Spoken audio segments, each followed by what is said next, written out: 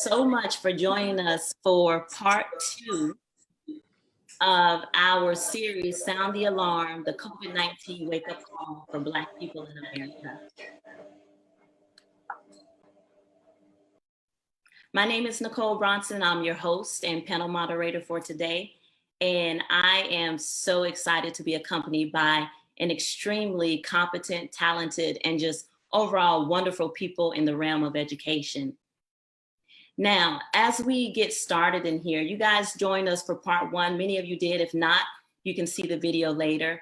And we're entering into part 2, talking about improving the educational outcomes of our Black children. Now, some of you may think, hey, I don't have any kids, but the whole entire Black community can play a role in making sure that our Black children and our Black families and our communities have a future and are prosperous and successful. So we'll speak more about how that can be. Now, just so you know the layout for today. So we'll start with the why. Why are we here? Why are we talking about this? We'll do some introductions. Then we'll get into a conversation with our expert panelists. We'll have a Q&A from you where you get a chance to drop in your questions into the Facebook Live, and you can get feedback from our panelists. And then we'll do a wrap up talking about what we've already discussed today, the highlights and the important things that you can take back with you. So why this discussion? Let's go ahead and start talking about that. So let's talk about the vision in the Black community. When I graduated with my master's, I actually started as a financial analyst. And I quit that job and I took a $10,000 pay cut because I wanted to make a difference in lives. And the way that I found that I could do that is by being an educator. Now, when we think about education and the impact that it has on the Black community, we think about finances and wealth accumulation. We think about scholarship opportunities for our students, for our children. We think about job prospects now and in the future. We think about housing and environmental consequences like Flint. We think about our safety. We think about crime, security. We think about health care and quality medical care. And we think about stability and the future. These are all areas that are impacted by education. This is why we're having this discussion. Now, unfortunately, or depending on how you look at it, because maybe you look at it as a challenge, but there's a challenge ahead of us. So some of you all may be unaware of what it looks like for us in terms of education, in terms of outcomes. So I just wanted to give you a little bit of context, a little bit of background on why we Black educators have a sense of urgency in making sure that we build a community movement in order to help our children. I'm looking at mathematics scores right now, and this is from a national assessment. They take a subset, a sample of students, and they give them a test. And we see that the top line are the scores of white students, and then that top line is blue. The bottom line are the scores of Black students. Now, you'll notice that the scores, there's a huge gap in these scores, okay? That's called an achievement gap, which we will talk about a little bit later. Now, what's really concerning and what a little bit of insight that I can provide to you is in my studies, you'll see with the top graph, there are 13-year-old students comparing white and Black 13-year-old students. The bottom graph, they're comparing white and Black 17-year-old students. There's a 28 score gap in the last testing, 2012. They didn't do it in 2016. And then 2020, well, we know what's going on now. So a 28 score gap for 13-year-olds, a 26 score gap for 17-year-old students. That's approximately a 3 grade level score difference, okay? So this is what we're looking at comparatively. Now, when we look at AP exam performance, this is from the 2018 AP Advanced Placement Exam Administration. I want you to take a look and see where our Black students fall.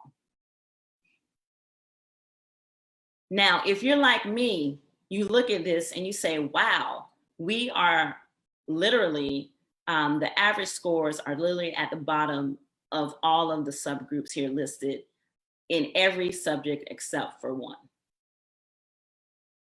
So this presents to us a challenge and an opportunity, because it doesn't have anything to do with intelligence, because we know we are an intelligent people, but there are some other factors that come into play where we need to step in as a community. Now, looking at the likelihood of being imprisoned. So if we want to compare, so I'll just jump to the likelihood that a Black man will go to prison, 1 in 3. So I think about my panelists that I have. Now, they're not criminals, but I have 3 Black men on my panel right now. One of those is likely, would be likely, looking at this statistic. Now, are our Black males criminals? What in the system, and we'll talk about this, is creating this? Now, some of you may say, I thought we were talking about education, Nicole. Why are you bringing up prison population? So here's what schools have to do with it.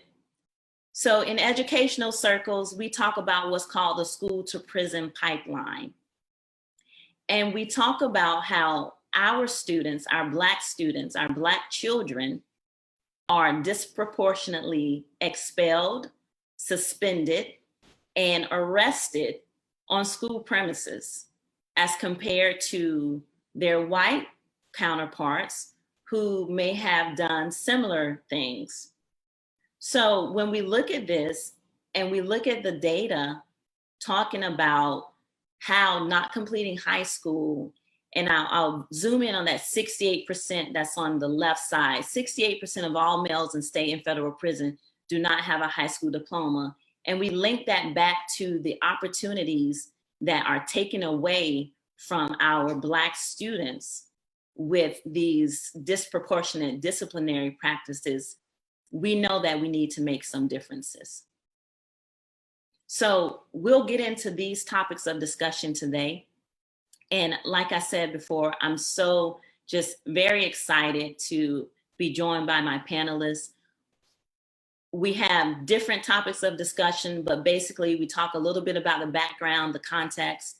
We'll talk to you about some things that you can do, and we'll also provide you some resources.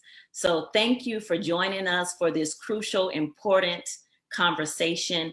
And I know that you'll come away with a new charge and being equipped to better participate in this fight for our children, for our community, and for our future. So before we jump into this, I'm going to allow the panelists a quick second to introduce themselves.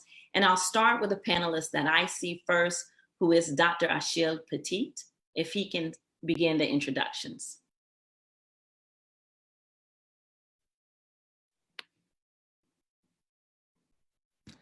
All right, so thank you, Dr. Bronson. My name is Dr. Achil Petit. I am the superintendent of Promise Academy Charter Schools located in Harlem, New York. My background is in mathematics. I have a certification in 7 to 12 mathematics.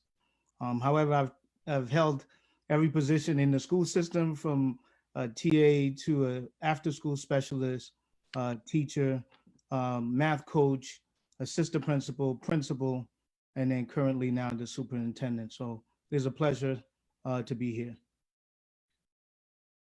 Thank you, Achil. Next, I'll go to Nzingha Williams. Hi, everybody. Thank you, Dr. Bronson, for having me on today.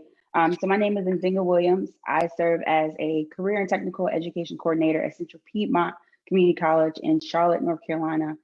I've been in higher ed for about 8 years now. I started out as an assistant in a police academy in Raleigh, North Carolina, and now I serve in the role as career and technical education. So I'm really excited to be here. Thank you. Thank you for joining us, Nzingha. Now I'll go to Kevin Hudson. Good afternoon, everyone, or wherever you may be. Hello. My name is Kevin Hudson. I am in Princeton, New Jersey, at Princeton University, where I manage our initiatives and commitment to expand access for first-gen, low to moderate income students to attend highly selective colleges and universities, not just Princeton. And through that role, have the opportunity to work with districts and nonprofits supporting students' pathways to selective colleges and universities. I've previously worked as an admission officer as well as managed college readiness in the District of Columbia Public Schools, as well as a nonprofit boarding school placement organization. So I look forward to engaging my colleagues today, as well as everyone else out there.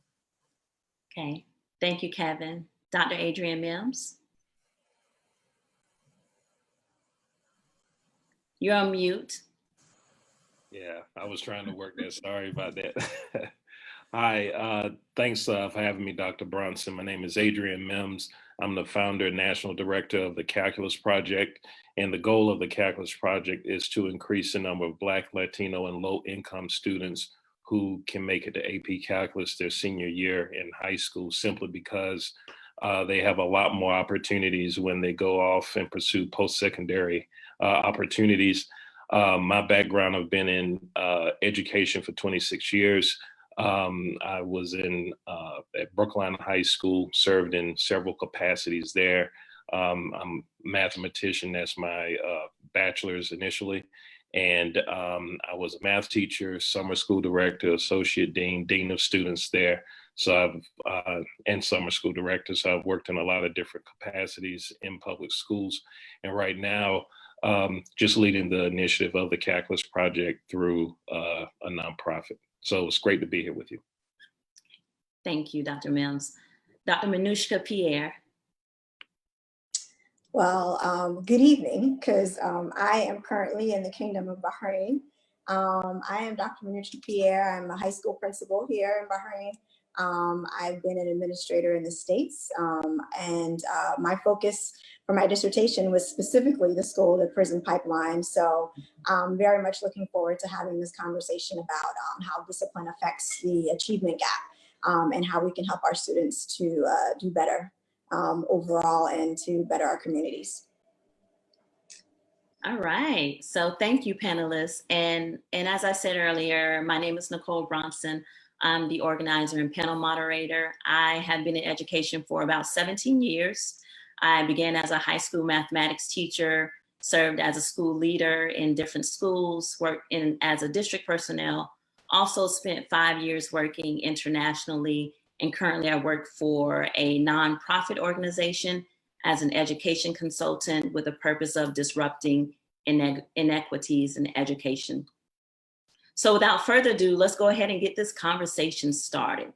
So in the introduction, I spoke briefly about the national achievement gap, and we looked at some AP test score exams. So what other information would you like to add about the opportunity for Black students to engage in rigorous academic learning and activities, to receive high quality instruction, and to participate in advanced level courses? And I'm going to start with Dr. Mims on that question. Well, going back to your slides, when we look at these achievement gaps, they start as soon as students enter kindergarten, and it's on multiple levels, reading, math, and the earlier we can have interventions, the better off we are. One of the things that happens too often in a lot of schools is that students end up getting tracked. And the term tracking or ability grouping, it falls under a lot of different names.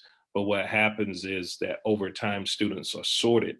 And sometimes when you look at that data, they're sorted along socioeconomic lines, but also along the lines of race, perhaps gender, perhaps ELL. But then when they're sorted, you have various levels where some students are challenged with rigorous curricula, and then some students are not being challenged. And so what that does, it creates a higher level of engagement, instruction for some students and not so much for other students, therefore exacerbating the achievement gap. So one of the things that we know that we need to do is to create an equal opportunity to learn for all students and get rid of those tracking mechanisms. Okay. So Kevin, would you like to add something to that as well? Yeah, just following up on Dr. Mims' point, we know tracking is ongoing. Some thoughts, parents might want to consider how they can support and advocate for their children, knowing that tracking is a reality. Oftentimes, parents are left, trusting their schools to provide the best support and education to their children possible, and the advice and guidance that they receive. And they oftentimes need to give more thought to questioning some of the direction that their children are given in terms of what classes or course projections that they should have. So I encourage parents to be sure to research what the pathways available in their grade school or middle school or high school are, and where their children being placed, and finding out in their school district what's available, are Black children on one track versus another track, to see if there are trends occurring. And educators should also be looking at that within their school system and their schools. Are there trends within their schools that are tracking some students versus other students on different levels that aren't necessarily a fit for them, being advocates for their young people? Absolutely. So thank you, Kevin, for that. So knowing what's happening as far as the trends, the tracking, and advocating for our students is very important. And we'll talk more about that as we go along.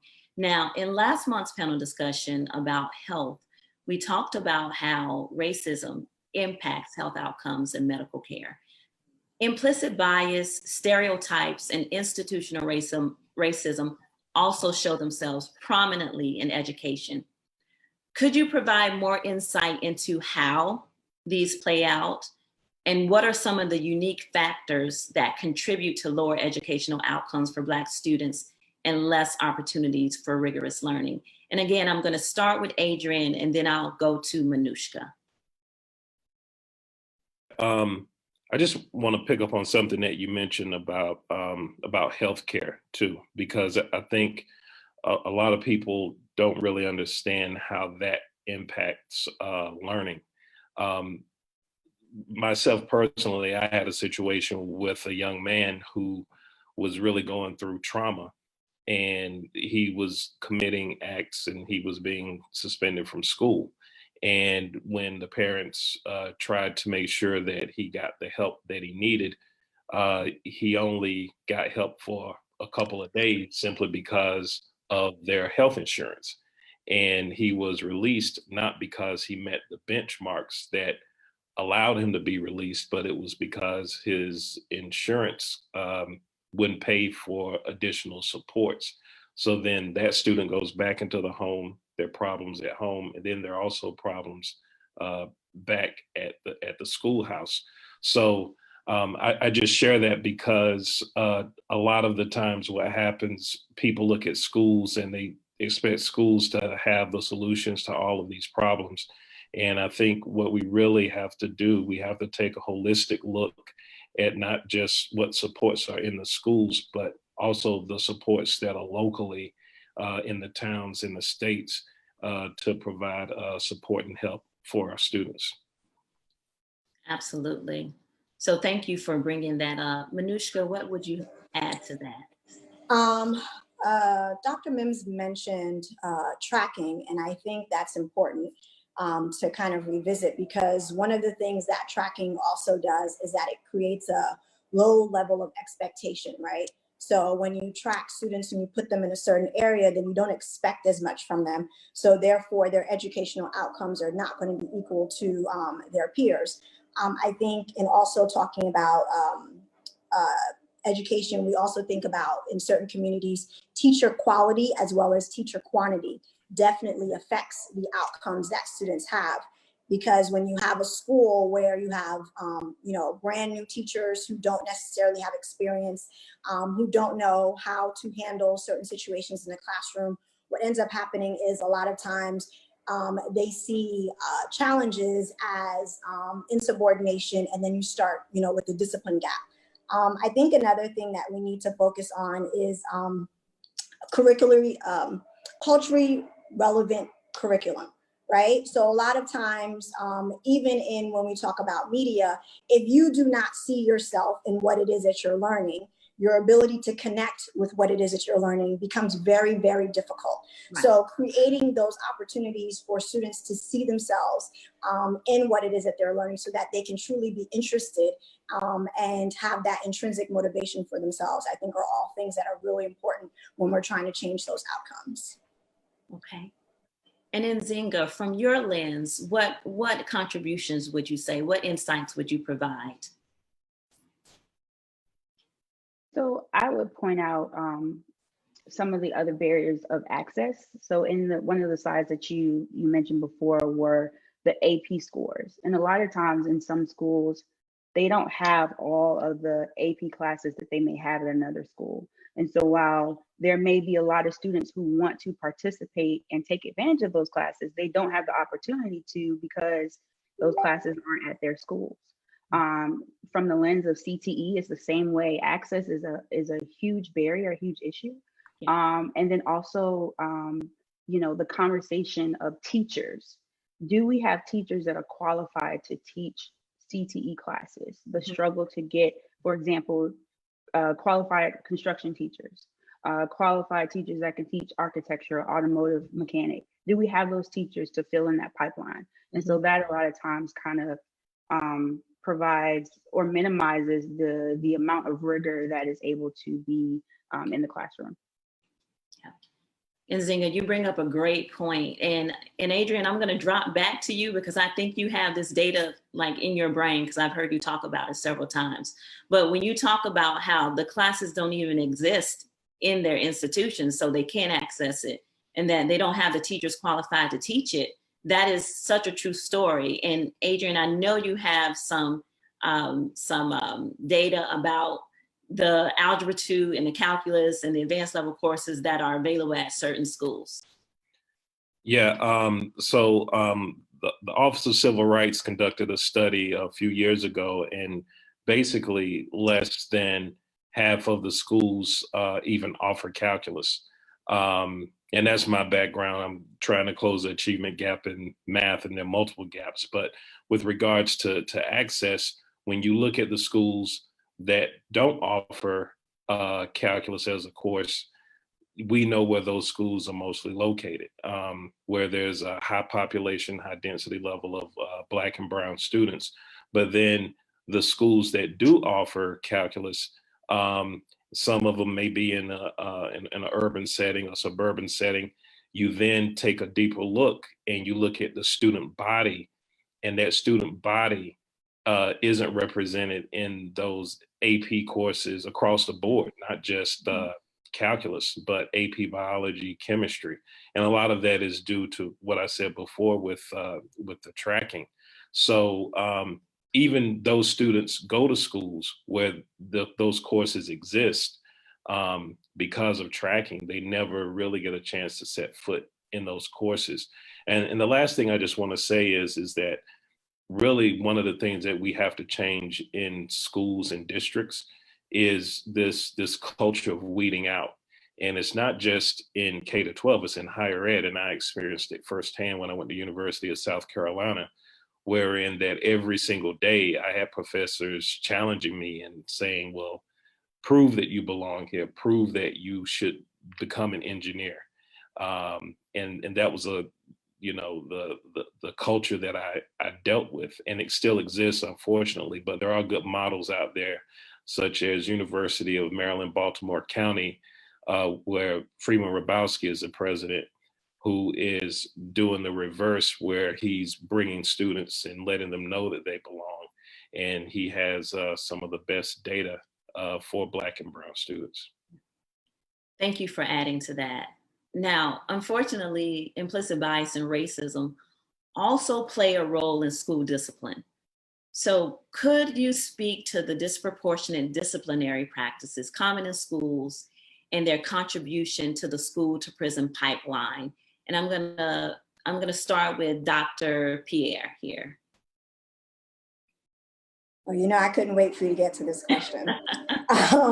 So I think it's first for us to kind of explain what exclusionary discipline is. So it's expulsion and suspension, right? So more often than not, you'll see where students are expelled or suspended, which means that they're being removed from the classroom. When you remove a student from the classroom, you remove the opportunity for them to learn. So what then happens is the discipline gap then becomes a part of the achievement gap.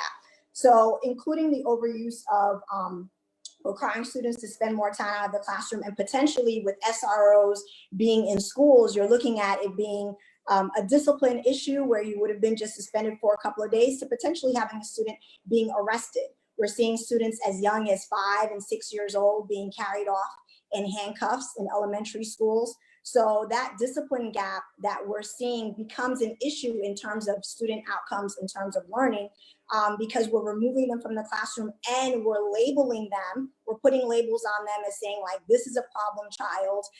This child needs to be, removed constantly. And it just makes it more difficult for them to be able to sit in the classroom and learn. I think the biggest thing for me at the end is, in my studies, I saw that critical race theory proposes that the system overall needs to be overhauled, right? So some of the changes that have been made have been very progressive, but they're being very episodic. It's, a little bit over here, a little bit over there, but overall the system needs to be changed because it is targeting specifically Black and brown children, but specifically Black males, and removing them from the classroom and pushing them through until they go to jail.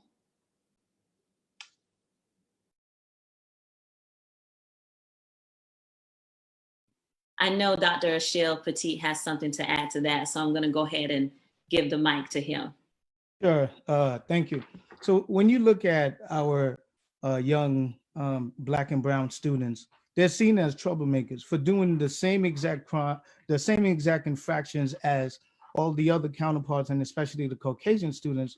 And then they are 4 times as likely to be suspended and expelled. To Dr. Manouchka's point, if a child is suspended for X amount of time, they are now trying to figure out how to spend their time, and more times than not, they are getting in minor infractions. It is the same practice in the community. So the same minor infractions in those communities, you see police officers treating our Black and brown students completely differently, and they are now being hit with harsher sentences, and then they all play together simultaneously. I think the 2 words that we've been hearing so much together that is incredibly important is high expectations. In my studies and in my research, high expectation is something that's incredibly important, right? Where if I'm expecting that you are to get nothing short of a 90, I'm gonna celebrate the small wins, but I'm not gonna celebrate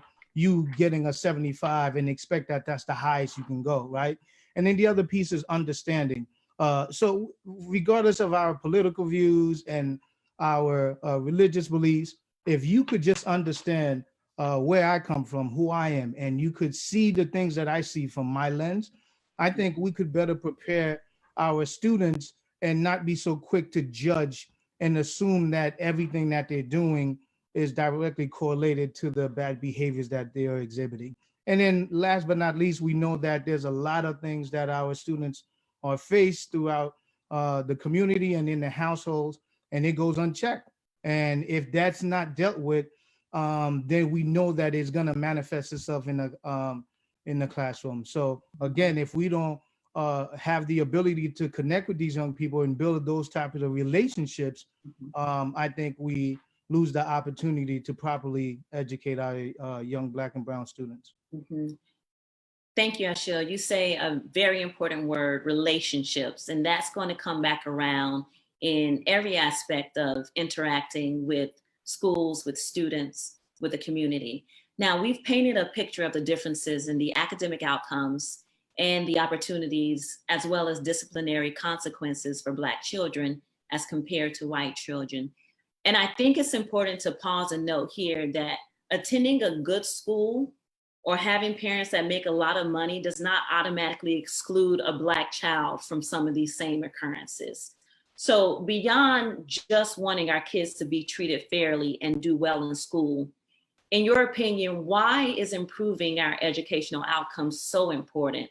And what are the ramifications on the Black community and Black families when education is not improved or taken seriously? And I'm going to start with Kevin on this. That's a big question. I think that, you know, as young people are not able to navigate the educational system and have access to rigorous classes and opportunities, it impacts their opportunities post K-12. What opportunities they have to access careers, to access jobs, to be leaders, both locally and nationally, and contribute to our society. And so it's important. We see when there's these disparities, there's differences in outcomes. Dr. Mims was talking earlier about healthcare. There's differences in outcomes about the ability to have healthcare and healthcare that's supported by your employer, or to have access to jobs that allow students to take time off and to provide for their family. So it leads to other ongoing disparities. And so, you know, what's really important is that, you know, as we think about supporting our young Black children as well as their families, something I just want to bring back is this notion of training and professional development within our school systems, and making sure that our teachers, our administrators are being trained and addressing these issues of implicit bias and the impacts of that bias long term. I had an opportunity to do a few trainings to support students' access to both AP and International Baccalaureate, which is another rigorous academic course of study. And it was really interesting when you put in front of teachers some of the impacts by showing them the data of what was happening to the young people and their disparities. One, they didn't really believe it at first. Mm-hmm. They fought back and said, well, that's just those students. And then you showed them their other abilities. Teachers and administrators need to confront this and need to be aware of it and challenged to do better for our young people. Yeah. Okay. Thank you for saying that. And I keyed in on how you say it leads to other disparities in other areas, and that's important. Nzingha, what would you like to add? I would also add the comment of economic movement. So we talk a lot in the Black community about generational wealth and leaving a legacy, a lasting legacy for our families. And I mean, I think Black people, we really feel like education is that pipeline to generational wealth, to make more money, to get the higher salary. And so when students don't perform well or have the access to things they need in K-12, like it was mentioned before, it limits their abilities to get into those higher education, that post-secondary opportunity. And so they don't get the academic or economic success that they want to. And it also, I guess, puts that notion in their head that I cannot go on beyond high school, or I do not need this high school diploma, and I don't need a college education. When the reality is, especially in today's workforce, you have to have some type of post-secondary education, or you can't really get what we call that good job, that job that provides a livable wage to take you out of poverty. And so education, having a good education really addresses that poverty issue that we struggle with in our Black community all the time. How do we move the needle? How do we get more money? How do we have a salary? How do we build our 401k? How do we have a savings? You have to go beyond and really tap into those resources that, you know, going beyond K-12 provides you. Thank you for connecting education to economics, because it is directly linked. Now, we're going to pivot a little bit towards our parents. During this time, I think more than ever, both parents and schools realize how crucial parental support and engagement is for the success of the student. So thinking not just now during stay at home, but also going forward, what should parents be asking and requiring of schools? And how can parents support their child's learning? And I'm going to start with Achil on this one. Sure. Parents should be a staunch advocate for their child's education. They should have a thriving, right? Notice the word thriving relationship and partnership with the school, which mean that you agree to be part of the school, and that's through communicating daily or weekly with the teachers, with the administrators, and being on top of your child when he or she is exhibiting some unfavorable behaviors, but also being part of, back to school night, parent teacher conferences, or being even part of the PTA. When that thriving relationship happens, you see education and the child learns. But I think a question that I would ask is, what's your expectation of my child? How are you going to get down to how my child learns, specifically him, not everyone else, but specifically him, and what kind of support are you going to provide him? So now, as we transition into this remote learning, more than ever, we have to do that, right? Because two things could be true. I believe wholeheartedly, as a former teacher myself, that teachers are the number one factors that determine our positive outcome for students. So I will never take that away. But I also think that we should hold folks accountable for doing the job, but at the same time, making sure that the students are getting to school, logging on at a specific time, making sure they're completing the task to be able to learn. I think they should, even if to the point where they don't know the material, and that's okay. My parents didn't know the materials, but in terms of values and putting a certain level of importance around education, I think that would drive the students in terms of how seriously they take their school. And that's important. Just because they don't know the subject matter, I know kids hit middle school and high school and parents go, oh, I can't help you, but you actually still can. So thank you for also bringing that up. Manouchka, what would you have to say about this? I think the key conversation that we've been having here is around relationship, right? What is the relationship that you have with school? What is the relationship as a parent that you yourself have with education? Because you often pass on that negativity or that thought process onto your children. So it's important that you are explaining and making sure that they understand how important education is, not just to them, but important to their future and what they can achieve. But for me, I think what was important for me as an educator when my kids were in school was actually using my village, right? We've gone away from that practice of reaching out to others that have expertise. I am not a mathematician in any way, shape, or form, but I knew I had friends that could potentially help, right? And they also knew that if it came down to any essay writing or any history questions, that they could reach out to me. Having that village was really important to me. It was really important to my own children's success. And one thing that I found, it's weird because although I was an educator, you would assume that I just knew a lot of these things. There was so much I did not know. So I had to know, what questions do I need to ask to make sure that I get the help that my kids need. Mm-hmm. So making sure that you reach out and not being afraid to ask questions, whether it be of the school or of those around you, so that you can support your own child's learning is really important. Mm-hmm. Absolutely. Thank you for highlighting that. So don't be afraid to engage, ask questions, clarification, request resources from the school, from the teachers. Now, in terms of behavior, and I'm going to stick with Achil and Manouchka because they're actually in the, on the ground, so to speak. What suggestions do you have for parents who have kids who struggle with discipline at school? And I'll start back with Achil. Sure.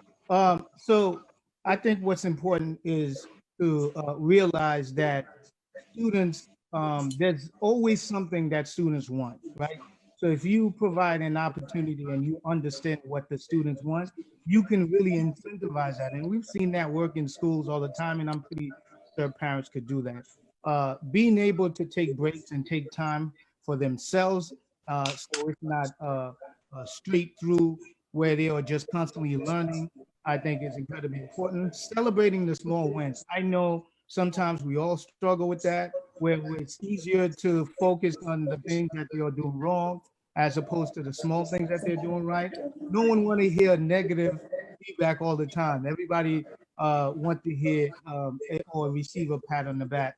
And I would say lastly, if it is outside of your area of expertise, then not being afraid to go and seek outside support, outside help, especially in the areas of mental health. And I know there's a huge stigma around that in our communities, but these folks are experts for a reason. Mm-hmm. Thank you for that. Manouchka, what would you say to these parents? I would say before you diagnose your child or allow someone to diagnose your child with a discipline problem, make sure that it's not a learning issue. Because oftentimes you find that students act out in the classroom because they don't want someone to know that they don't know, right? The child, and people always joke about the kid that never wanted to read aloud because he didn't know how to read. But he becomes a discipline problem because he doesn't want anyone to know that he doesn't know how to read. So I think it's really important that we make sure that we're addressing the issue at hand and not allowing that issue to be covered by something else. I think the other thing is a lot of parents don't know either the school rules or their rights as a parent. So what ends up happening is the school tells you your child's going to be suspended for this amount of days for this infraction, and you never bothered to read the handbook to realize that, you know what, that might be really punitive for this infraction. And you need to go ahead and have a conversation about this discipline action that they're taking because it does not necessarily fit. So knowing the rules to make sure that your child follows them, but also knowing your rights as a parent are very, very important so that you can be your child's best advocate. Absolutely. And so thank you for that. That's actually a great segue into our next piece, because when we think about what's going on in the current pandemic-induced homeschooling, and I'm sure that parents are longing for some insight into dealing with homeschool. Specifically, parents are overwhelmed with so many resources and suggestions that are thrown at them. And you mentioned the academics part, and we actually have a unique opportunity here in this time. But could you please give just a few specific and concrete pieces of advice on what children should be doing at home right now? And Manouchka, I'm going to pick back up with you just because you may want to continue a train of thought from what you were saying earlier. Sure.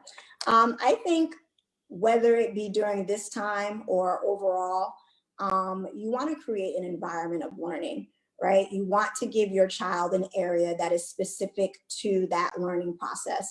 You don't want it to be in front of the television. You don't want them to have all these electronics around them. You want it to be specific to what it is that they're trying to do. And then you want to give them opportunities for breaks.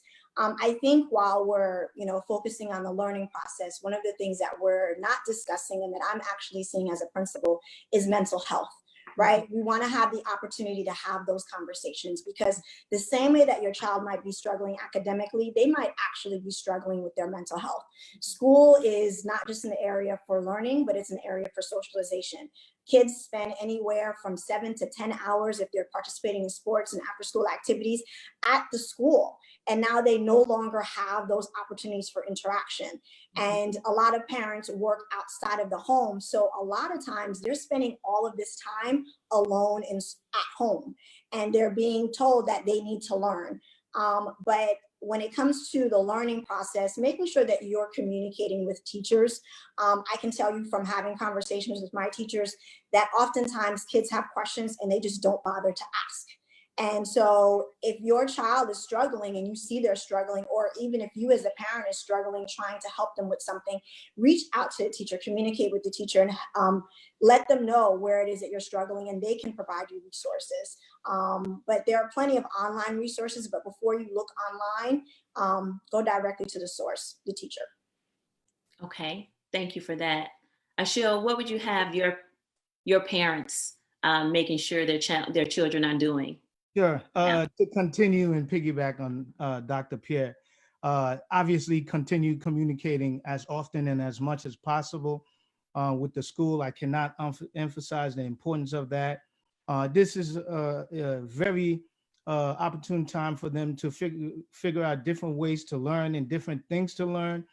We are in the era now where information is at our fingertips. So figuring out different hobbies and arts and recreational things of that nature, I think is incredibly important.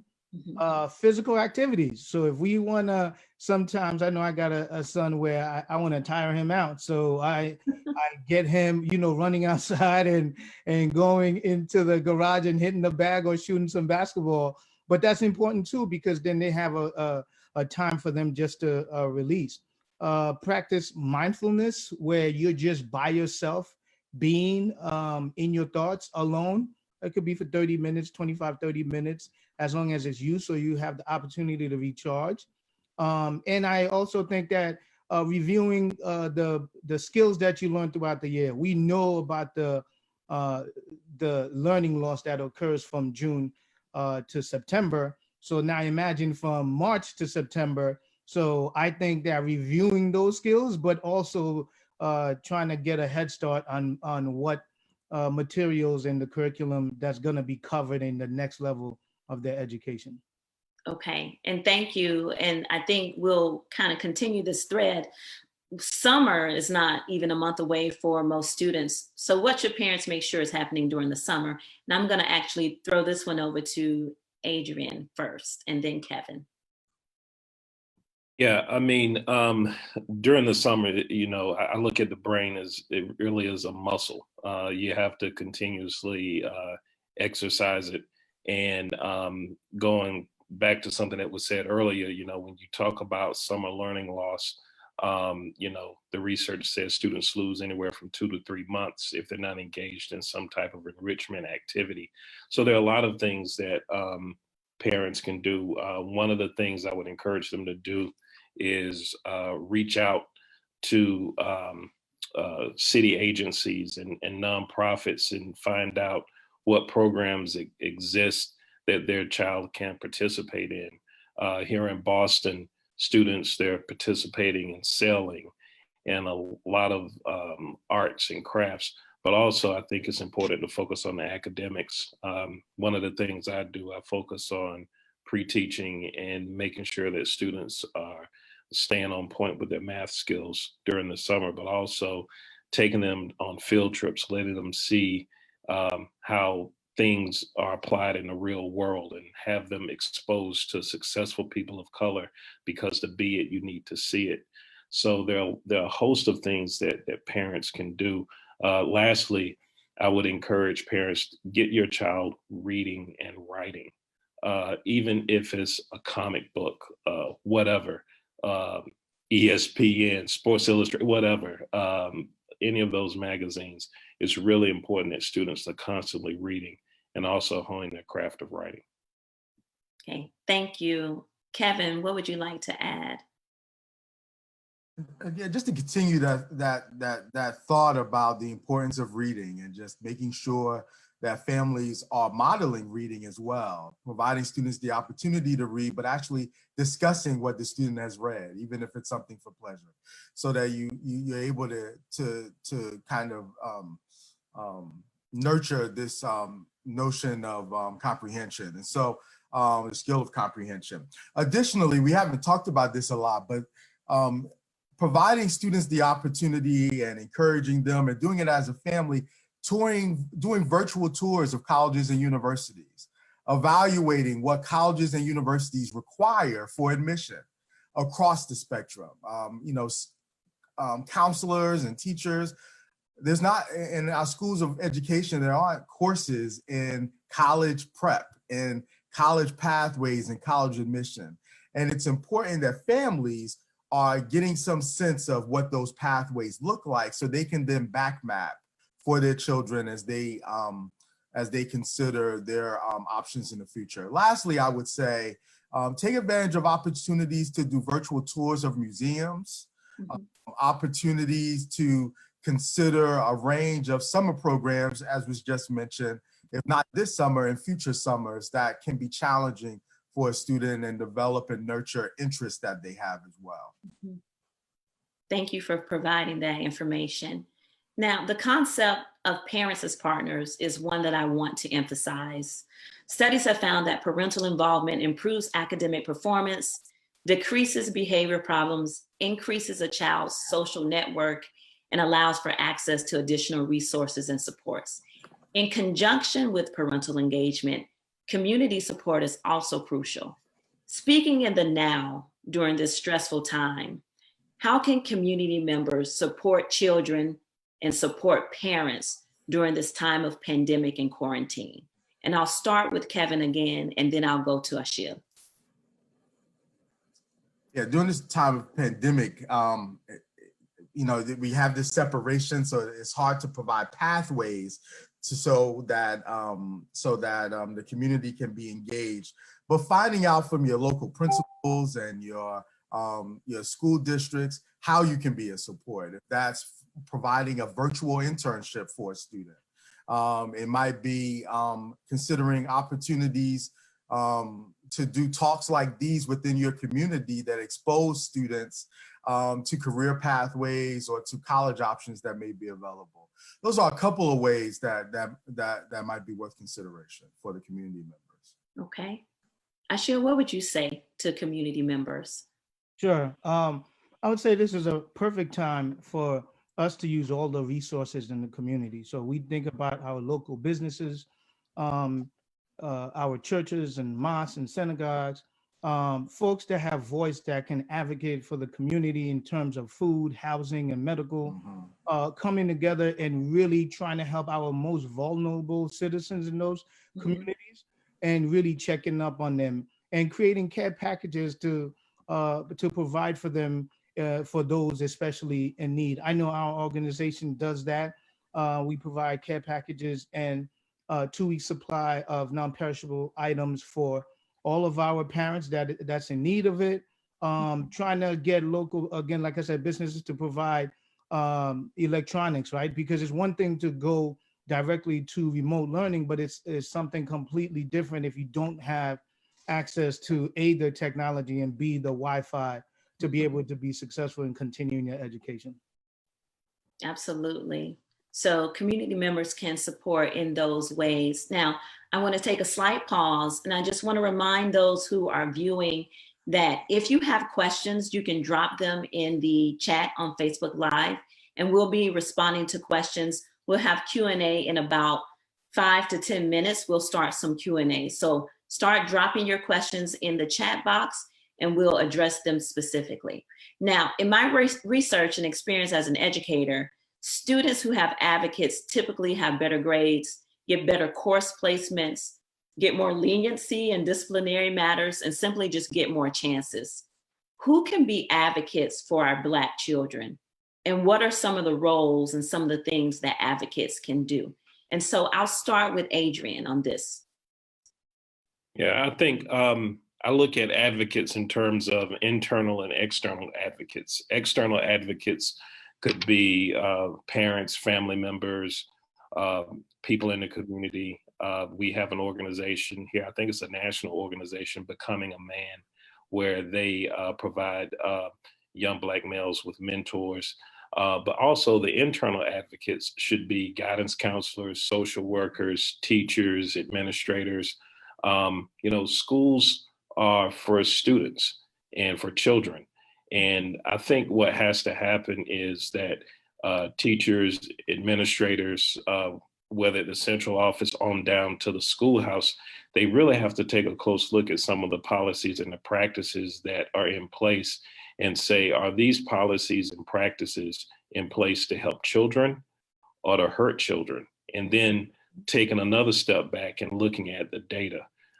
When students are getting expelled for being tardy or getting suspended for being tardy, that's ridiculous. The student is probably late for a reason, but they have to come up with different ways of engaging students and solving these problems.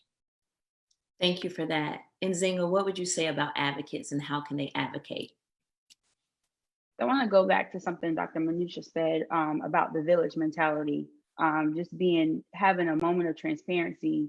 When I was growing up, so my mom is a single parent, my advocates included everyone has already mentioned. So the faith-based community, my pastor was an advocate, my counselors were an advocate.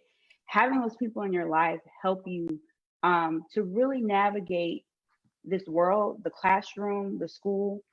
There were moments when my mom didn't know anything and they were able to step up, able to show up and do what they needed to do.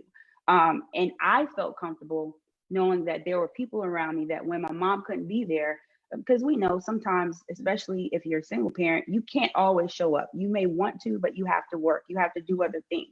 So that village, having that village there to support you, helps the parents know that my child will be taken care of. And then also helps the students know that I have someone there for me. And so that village mentality is very important. So again, teachers, business partners, advocating, if business partners, industry would advocate for their students, advocate for students, they will have people filling those pipelines. They would have the resources, the schools will have the resources. So just kind of, you know, what everyone else has said, but also adding with business partners and really addressing that village mentality, having that village mentality. And Nzingha, thank you for saying that, because I think it's really important that our business members, our community organizations, our churches also realize the crucial role that they play in Black children's education and the power that they actually wield. Asking those questions, getting involved. When you establish relationships, you can actually demand that changes occur.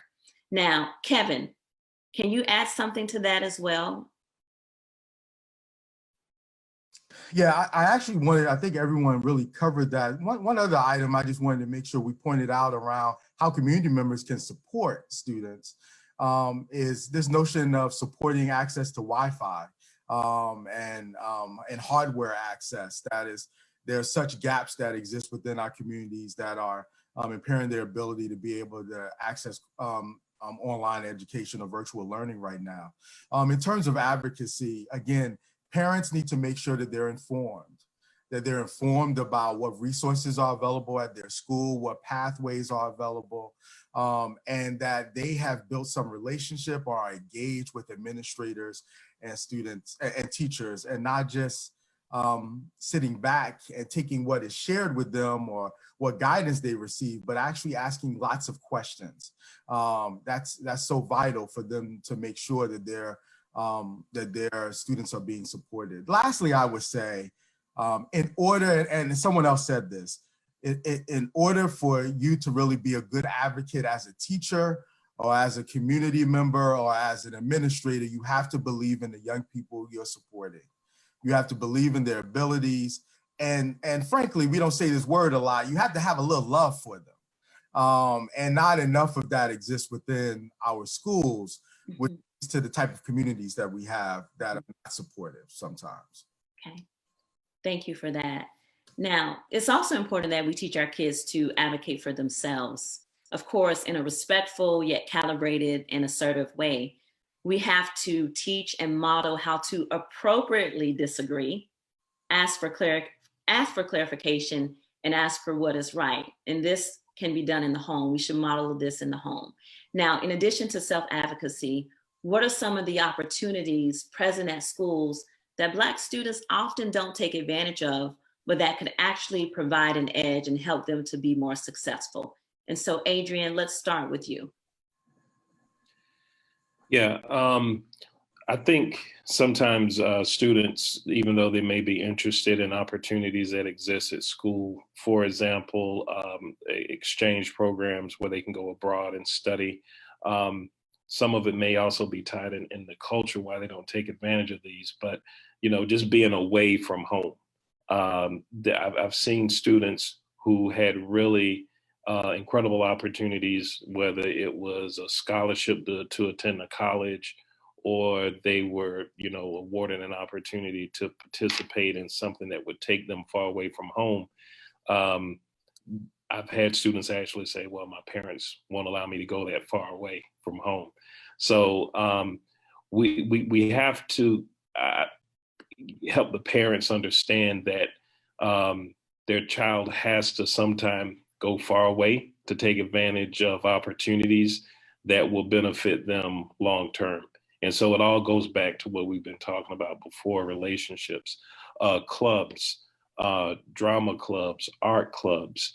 I believe in educating the whole child. I believe that students, they can learn so much from taking elective classes. I mean, it really helps them in terms of their creativity when they focus on STEM or whatever if they're also engaged in the humanities. So, you know, the unfortunate thing is that in some cases, schools, they don't have that many rich activities for students to participate in. So again, one of the things I would encourage parents to do is to try to identify and take a look at some of the local community-based organizations to see how they're partnering with schools, because sometimes they can get access to various opportunities that way.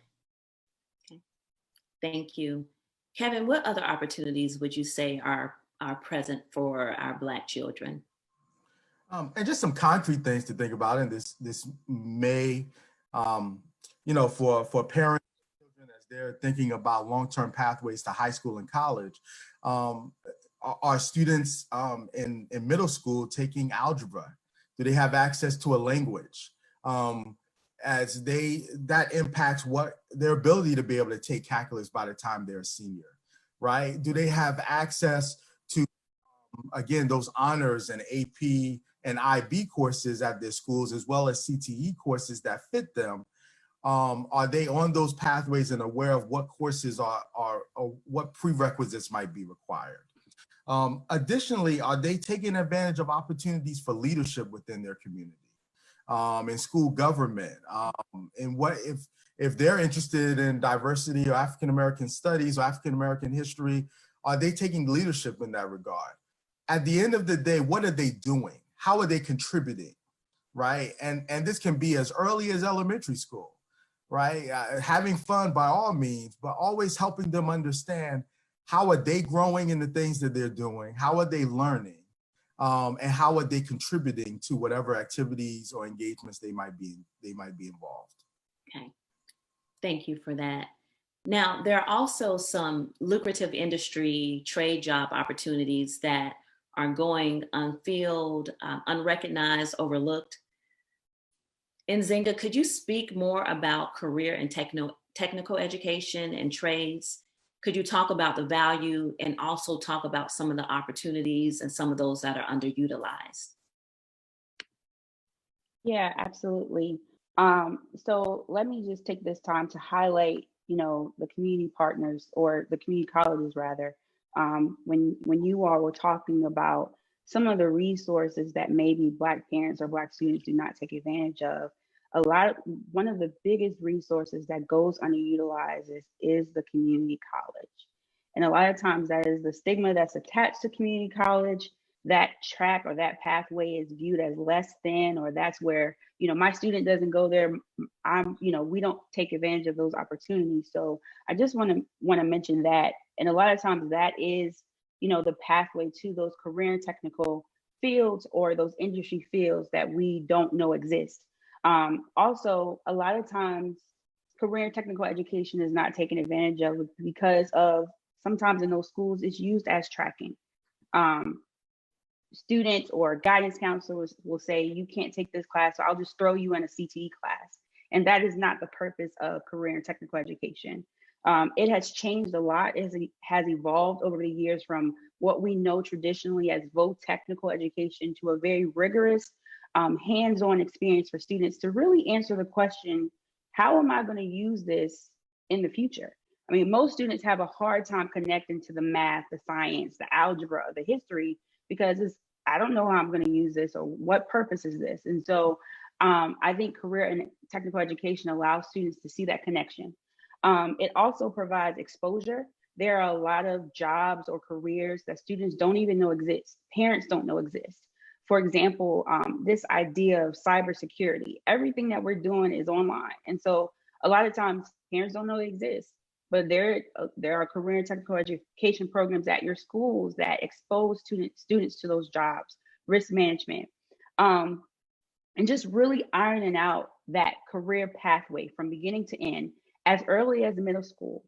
Other jobs that exist out there are advanced manufacturing, jobs such as paramedics, nursing, all those things that lead from high school all the way to career and can be taken advantage of through career and technical education. The last thing I will say is CTE, while it has been viewed as less than, if we can really dismantle that stigma that it is less than, and remember that it is for everybody. It really, I personally think, addresses that, kind of going back to the economic mobility or the money conversation, the debt that we kind of get when we go to higher education. It really minimizes that debt and really gives us a full picture of career pathways. Okay. Thank you so much, Nzingha. And I'm going to pause right there. I think that's a good place to pause. We talk about the opportunities that are out there for our children. And we're going to take some time now to actually field some questions from our viewers. So we have some questions already, and if you have more questions, keep them coming. So the first question for Dr. Pierre, does that mean we need to have a push for more Black male teachers? I specifically say male teachers because I had a maximum of 4 male teachers throughout my lifetime. Yes, I would absolutely say we definitely need to have a push for more Black male teachers. I feel that oftentimes, unfortunately, because we have so many single parent households, and it's usually the mother that is the parent, Black males do not get a true representation of what they're supposed to be, who they're supposed to be, and how they're supposed to behave, right? So when I think someone said, if you see it, you'll want to be it. So if they see Black males that are successful, they see Black males being able to rise above.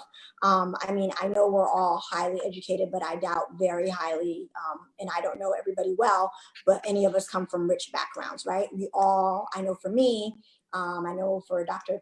Petit that it was immigrant parent household, right? So we had parents that pushed us. And so being able to see Black males that are pushing you, that you're able to see a representation of yourself is really important for especially our Black male students. But just overall, I think just culturally, being able to see yourself in others is important. I mean, we see it in media, we see it in the workforce, and I think it's really important that we also see it in the classroom. Okay. So another question that we have, what is a long-term solution if schools are closed until 2021? Achil. Sure. So I can tell you that what my organization is doing is planning and being proactive around what that might look like, because we are hearing that in the fall, there might be a second wave. And if there's a second wave, then more than likely, we're going to go right back to remote learning. So I think having the right curriculum in place, the right lessons in place, making sure that we are being very strategic in giving a right balance of screen time to our students, but opportunity for them to engage in physical activities. I think that it's very well that it might happen, but I think the more we are able to prepare for it happening, still remain the same. So the way we do it at our organization is 8 to 4 live instruction. So I know there's some places that you'll put the lessons on the Google account, but Google Classroom rather. But we have real-time live instruction from 8 to 4 as if you were. The only thing that changes is the physical space that they're in. And we think that's the closest thing to an actual live representation of what education should be, because we know this remote learning thing, A, can't last long, B, is not the best opportunity for students to learn, and C, it does not replace an actual physical teacher in the presence of our students. Okay, thank you. Another question. We are in an era where we are experiencing many young baby parents raising babies and with no grandparents in their lives to correct and or not receptive to the village mentality. How do we facilitate them to be receptive to assistance? And I'm going to open this up to anyone.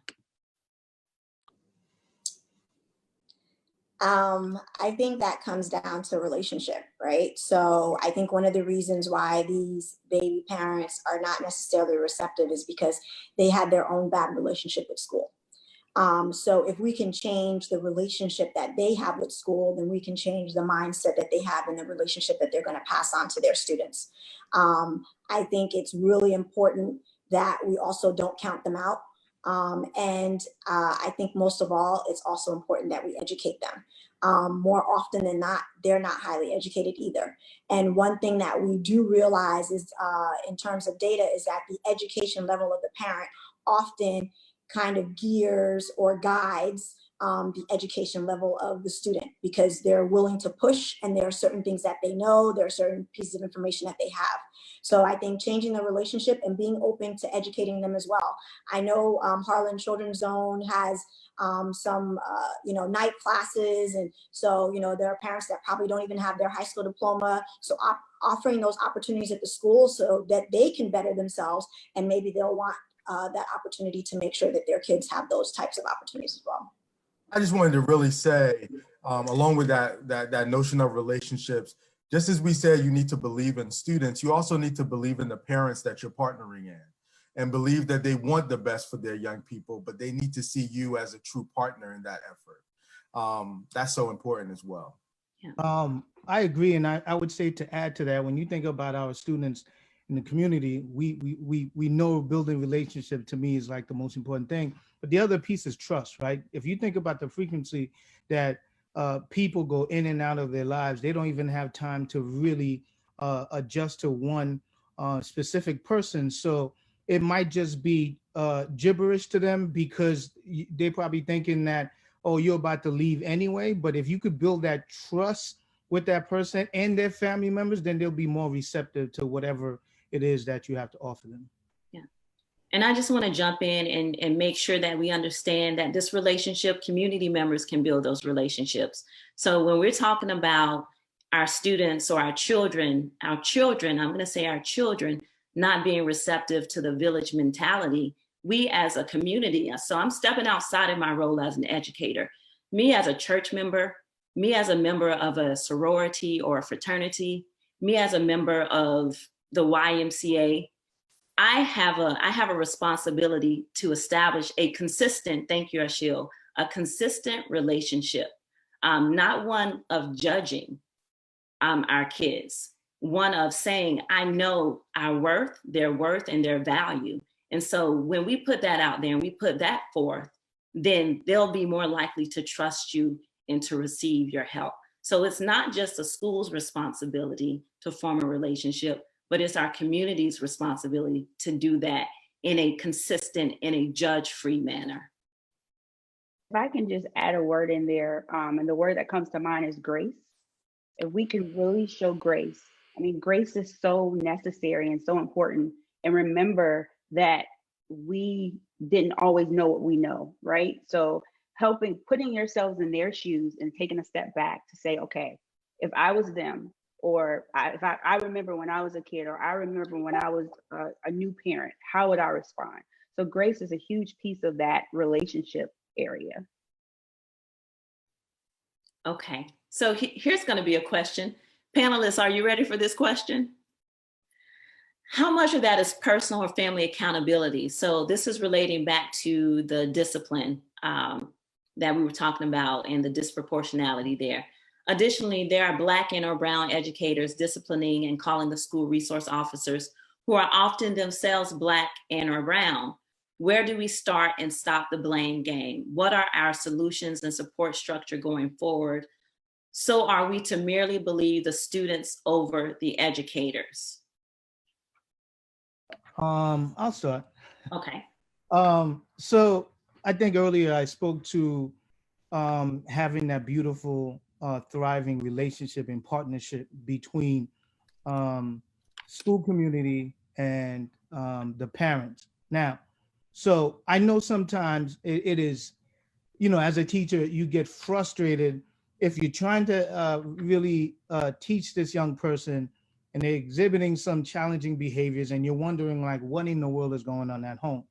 But there could be some other things that are going on at home that we don't have information on, and we're judging and we're making decisions based on our judgment. So I do think that the parents should be held responsible without being judged. But at the same time, if they do not have the necessary skill set or expertise to be able to help support the students, that's where I think the other piece, which are the school, has to be responsible.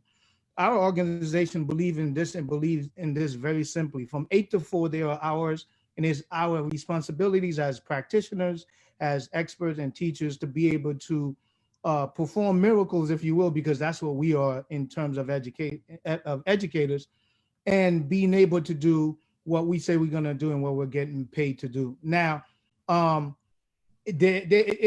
call it like driving a car with a clutch, right? So anybody who drives a car with a clutch, you understand that beautiful balance that you have to do, right? Because if you put too much gas and not enough, and you let go of the brake, you understand what happened. The car shuts off. So I think that beautiful balance and that beautiful relationship where we have to acknowledge that they are A, their first teachers, B, they know what is best for their students, but at the same time, they have to understand that we too are the expert, and when we do reach out to them, that we would appreciate their support.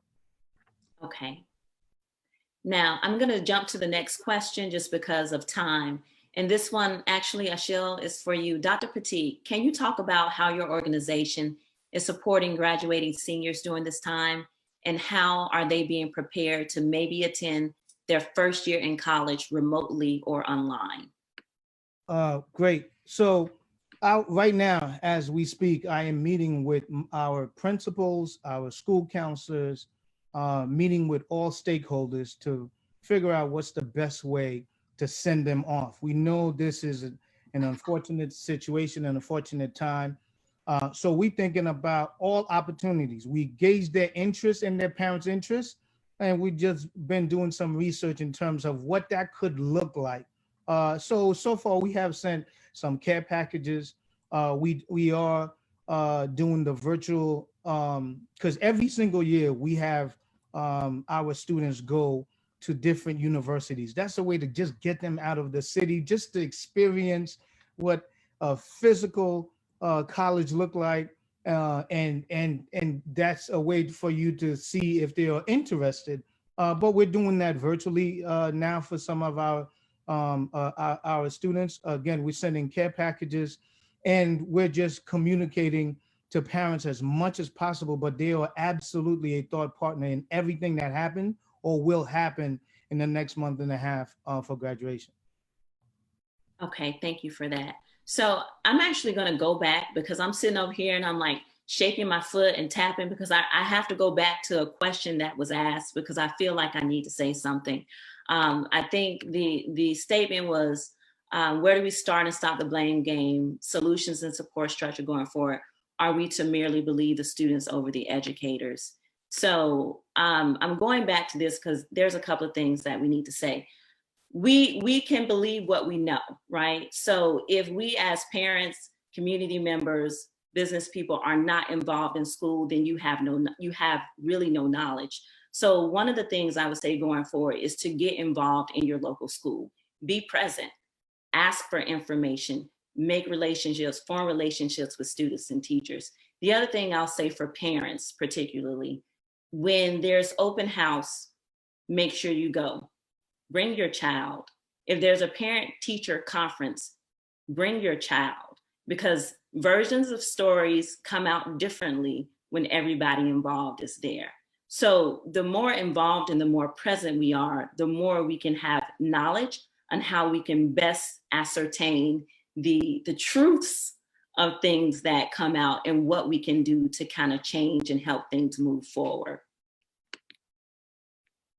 Now, last question from the audience, and then we're going to do a quick wrap up. When I was younger, CTE was thought of as a lesser path. However, now, as we look at careers and becoming entrepreneurs, it is very attractive. What can be done to advocate for the expansion of these opportunities for middle and high school students?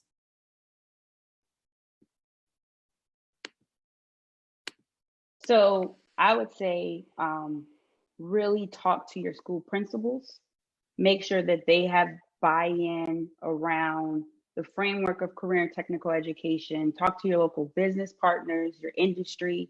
A lot of times we find that schools can't really have the robust CTE departments that they want to just because of resources. The reality is CTE costs a lot of money, from equipment. I mean, if you're talking about doing a CNA program or automotive program, those things get really expensive. So while educators or principals want to have those things in their school, they don't necessarily have the financial resources to do that. So I would say go to your local industry business partners and ask them again, kind of like what everyone else has said previously, they need to be involved in the conversation. They have to be at the table. They're the ones that lead the conversation when it comes to the skills gap, career and technical education, what we need in workers, what skills we need, and they also have the funds. So if they're at the table, they have buy-in and those resources that that principal may need, even beyond just CTE, but just resources, period, in the school. A lot of times your local industry partners are willing to provide that. They want to, they just don't know how to necessarily do it. And so we just have to bring them to the table. Okay, thank you for that. Okay, so we're gonna do a quick wrap up. And for those of you who joined us late, good news, you will get a chance to see the highlights of what we've talked about during this conversation. So I advise you, get your phones ready. If you want to take a screenshot of some things, then feel free, and we'll just go through the highlights. So we talked about ways that parents can support their child. We talked about being involved, asking for resources, videos, and tutorials, using the network of people that you have, actually talking to your child and discussing the day, and for parents to themselves get involved in workshops and webinars provided by schools or outside organizations. We talked about advocates and the importance of advocacy. Who can be an advocate? The good news is we all can be advocates, parents and other family members. So I would love to see, as a teacher and as a principal, I would love to see a sibling come in and advocate for their younger sister or brother. They a lot of times they did better than parents did because they actually know. School staff, alumni of those institutions, community members, including churches, business and partners. And some of the things that you can do is just to be present, and just to up the knowledge of what's going on in the schools, to attend meetings, to vote, ask about data, and to invest in our schools and in our students. 7 things children should be doing now during school and building closures. Mental, emotional health, and mindfulness. This is trauma for some of our kids. Our seniors have missed out on their whole senior year. If you all remember anything about high school, I bet you remember senior year. And our seniors, that was taken away from them without a notice, actually. So when we think about the trauma, not just our seniors, but elementary kids, so that mental emotional health is very important. And just going down quickly, a routine and schedule, freedom within boundaries, not military style routines, but freedom within boundaries, some structure. We talked about learning, continuing the learning, and reading, really hitting home on the reading and writing, math problem solving, virtual college tours for those who are preparing that way, and assessing college pathways, their academic plans, and potential scholarships going forward. What they should be doing during summer breaks looks similar. So it's not just a time to hang out and relax and go to grandma's house. It's also an opportunity for us to put our kids in a better situation.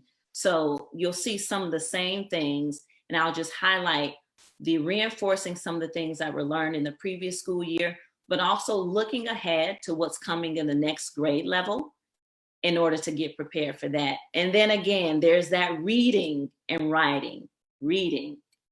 5 ways community members can support children and parents. We talked about sharing internet access and technology. There's also providing childcare, food, checking on kids who are home by themselves because their parents may be essential workers. Can you tutor? Helping with the learning.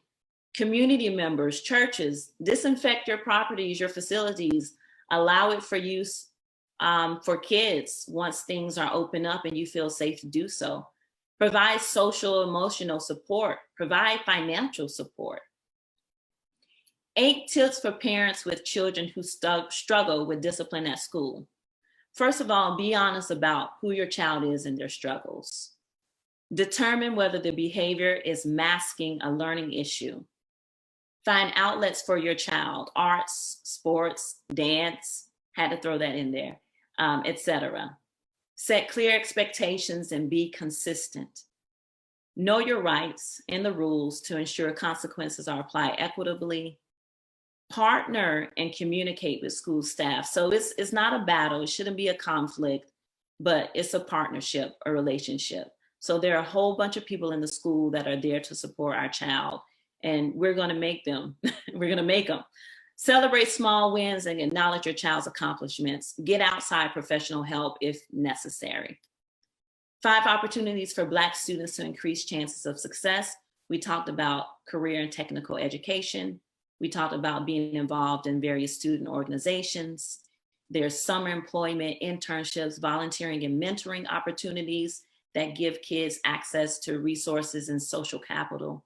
Study abroad and student exchange programs. Dual enrollment courses offered with a community college or with local universities, and also honors and advanced level courses like AP courses that provide college credit, and some CTE courses as well, college credit in high school, which means it's free to you. 7 benefits of career and technical education. College credit, again, current and relevant credentials and certifications that can be put to immediate use. Development of essential work skills, exposure to different careers and realistic job expectations, financial literacy and minimizing debt. Students can see a clear pathway to higher education in their post-secondary goals. And then again, it allows them to build their network, to build their resume, and also to build more social capital. And then these are resources that our illustrious, esteemed panelists shared. And I just want to leave them up for a second. So take your camera, take a picture, and these are some valuable resources and organizations for supporting our Black students. These particular ones are focused on K-12. And then on the next slide, I have some that are focused on college.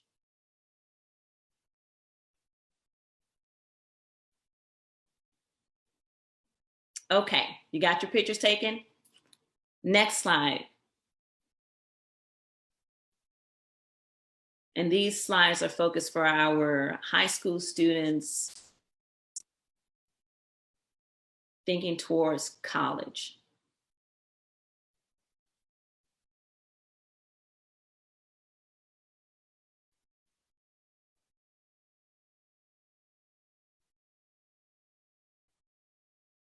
Okay, so I'd just like to pause right there. And that's actually the end of our recap. And I'd like to give the panelists 30 seconds each in order to give a parting word, their one charge that you have for community members in this fight to improve the education of our Black children. One charge, 30 seconds. Who's gonna start us off? I'll go. Come together and unite for one common cause, helping the Black and Brown students and the Black and Brown communities. 30 seconds. All right, I love it. Yes. Who's next? Yes, I'll go. One charge I would have is for community members to consider supporting financially or otherwise summer academic year, academic and career opportunities for students that will better prepare them to be able to take advantage of the opportunities available to them in multiple pathways. Awesome. Okay, I'll go. Be the village. The village really matters, and who these students become can either be the demise of our communities or they can be the pride of our communities. I would say be encouraged. It may, at times, we know it gets difficult, but be encouraged because we have hope. You have resources. We're here to help you. So be encouraged. I would just say that, when you look at history of America and you look at some of the most challenging times, we've always come through these times. And what has allowed us to do so is that we've come together. If someone would like a good read, I would encourage them to read Their Highest Potential by Vanessa Siddle Walker. It incorporates everything that we talked about. In short, that book is about how a school in North Carolina during segregation, actually that school of all Black students outperformed schools that were all white in North Carolina, simply because the three major stakeholder groups came together: the parents, the teachers, and the students. And again, they embraced the whole village mentality. So it's been great engaging in this conversation with everyone. So thank you. And I would just say, be present. So adopt a school, adopt a kid or two or three or a whole classroom, and really be present. And on that note, I just like to take some time and thank the panelists. This has been awesome and great information. And these are some of my favorite people, as I said before, and now everybody else knows why you all are some of my favorite people in this fight, just making sure that our community, our children are supported and strong. And I appreciate your time. I appreciate your expertise. And I just want to let the viewers know that if you were with me on part 1, you already know that there would be a part 2, and there's also a part 3 and part 4. So just so you all have an idea. So part 3 is about moving internationally, life for Black Americans outside of the US. Some of you all, because of latest occurrences, happenings, may be thinking, how do I get up out of here? So you're going to want to pay attention and join me for that, because we'll talk about some people that have done it. I've been one of them, but we'll talk about some people. Manouchka is also, and what that looks like and how that's different being Black, because everything while Black is different, right? So we get to give you that Black perspective of living internationally. So thank you again for joining us. And as our outro, enjoy the rest of your Saturday.